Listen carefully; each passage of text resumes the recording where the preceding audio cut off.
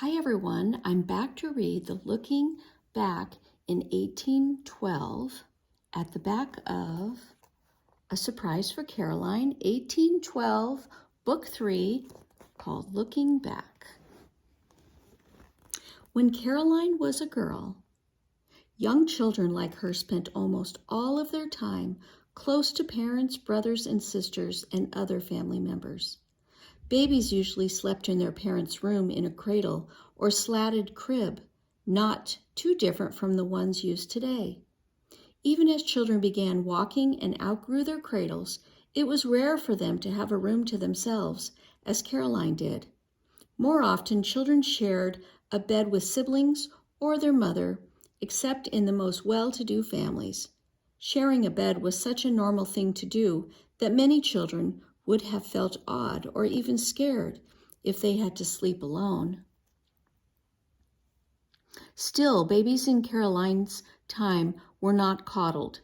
Doctors and other experts believed that children would grow up stronger and healthier if they were toughened up as infants. Babies, they said, should not be dressed in heavy or overly warm clothing. They should be allowed to move freely, rather than being swaddled tightly in blankets or squeezed into corsets, as babies had been in earlier times. Also, the experts said daily baths were good for babies, but only if the water was cold. Brr. When they reached school age, most children spent just a few weeks or months in a classroom each year, if they went to school at all. Many children, especially in rural areas or on the frontier, were too busy helping their parents with farming or housework to attend school.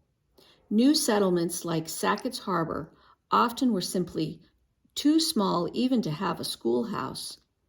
That didn't stop children from learning. Some learned to read, write, and do arithmetic at makeshift schools in nearby houses. Many other children, like Caroline, were schooled by their mothers. There were few textbooks, and it was rare to have paper or anything to write with. Instead, children had to memorize what adults told them and then repeat it back over and over again. Adults didn't try to make lessons fun or interesting the way teachers do today. The most important lessons took place at home as part of everyday life. This is how children learned the skills they would need later in life to survive and provide for families of their own. Working alongside their fathers, boys learned to tend animals, chop wood, and plant crops. They also learned the skills needed for the family business, such as shipbuilding, printing, glass blowing, or farming. Working beside their mothers, girls learned to care for the younger children, grow food, cook, weave cloth, and sew clothes.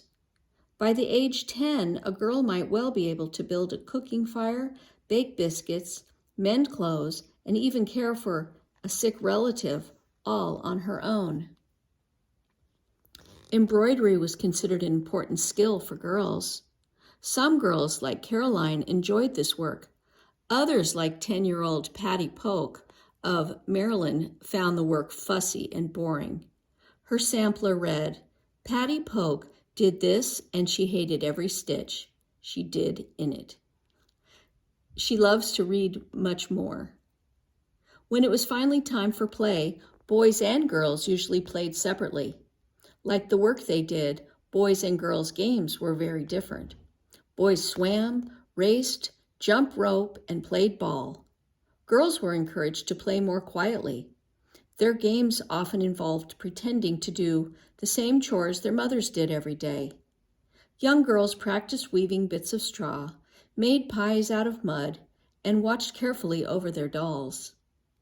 Children like Caroline might have had 1 or 2 homemade toys, such as a doll, a jumping rope, or an animal whittled from wood.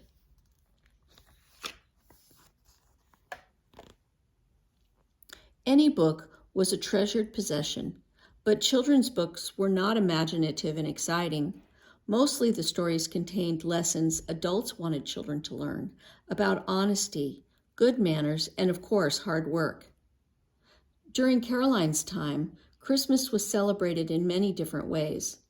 In the South, families often enjoyed many days of merriment, including parties with fancy foods, dancing, and music. In the North, where Caroline lived, the holiday was usually quieter. Some people believed that Christmas should be a day for church or prayer, and they did not exchange gifts or celebrate at all. Families who did keep Christmas usually marked the day with simple decorations and handmade gifts like the ones Caroline helped make. Families might gather for a special meal with cake or other treats, some hymn singing, and perhaps a visit with nearby relatives. In this way, December 25th was not too different from the way children spent the rest of their time, at home, in the company of parents and the people they knew best. Okay, and that is the end of our book of Caroline, A Surprise for Caroline, Book 2, 1812. And next time we will read Book 4. See you then.